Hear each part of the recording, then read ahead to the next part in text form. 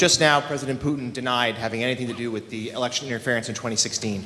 Every U.S. intelligence agency has concluded that Russia did. My first question for you, sir, is who do you believe?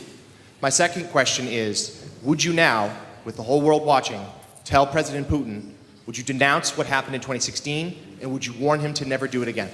So let me just say that we have two thoughts. You have groups that are wondering why the FBI never took the server. Why haven't they taken the server?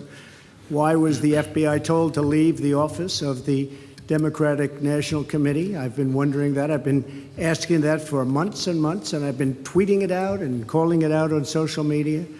Where is the server? I want to know, where is the server, and what is the server saying?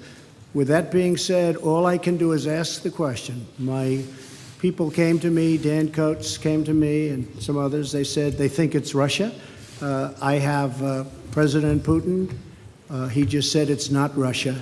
I will say this. I don't see any reason why it would be, but I really do want to see the server. But I have confidence in both parties. I really believe that this will probably go on for a while, but I don't think it can go on without finding out what happened to the server.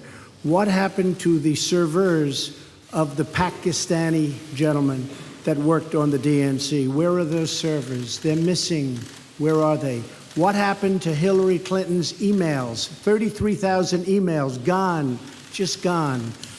I think in Russia they wouldn't be gone so easily. I think it's a disgrace that we can't get Hillary Clinton's 33,000 emails. So I have great confidence in my intelligence people, but I will tell you that President Putin was extremely strong and powerful in his denial today. And what he did is an incredible offer. He offered to have the people working on the case come and work with their investigators with respect to the 12 people. I think that's an incredible offer. Okay? Thank you. Позвольте мне добавить два слова. I'd like to add something to this. After all, I was an intelligence officer myself. И знаю, как составляются соответствующие досье. And I do know how dossiers are made up. Just a Just moment. a second. Это первое. That's the first thing. Второе. Now the second thing. Я считаю Россию демократическим государством. I believe that Russia is a democratic state, and I hope you're not denying this right to your own country. You're not denying that United States is a democracy. Do you believe United States is a democracy? А если это так, And if so, то if it is a democratic окончательный state, вывод then the final conclusion in this kind of a dispute can only be delivered by a trial, by the court, not by the executive, by the law enforcement. For instance, the Concord company that was brought up is being accused. It's been accused of interference. But this company does not constitute the Russian state. It does not represent the Russian state. And I brought several examples before. Well, you have a lot of individuals in the United States. Take George Soros, for instance, with multi-billion capitals. But does that make him his position, his posture, the posture of the United States? No, it does not. Well, it's the same case. There is the issue of trying a case in the court. And the final say is for the court to deliver. We are now talking about the private, the individuals, and not about particular states. And as far as the most recent allegation is concerned about the Russian intelligence officers, we do have an intergovernmental treaty. Please do send us the request. We will analyze it properly and will send a formal response.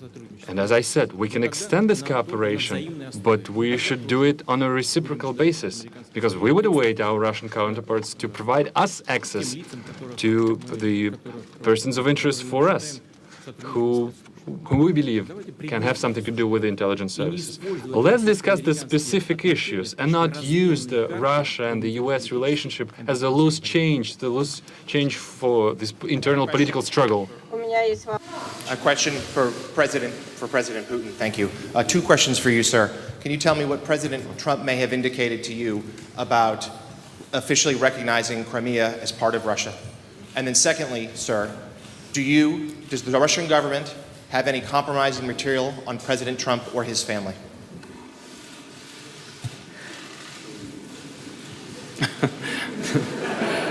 Значит,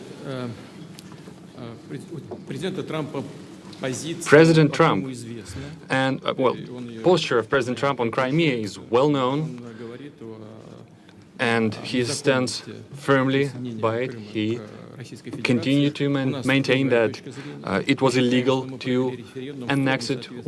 Our viewpoint is different. We held a referendum in strict compliance with the UN Charter and the international legislation. For us, this issue, we put paid to this issue. Каких-то компроматов. And now to the compromising material.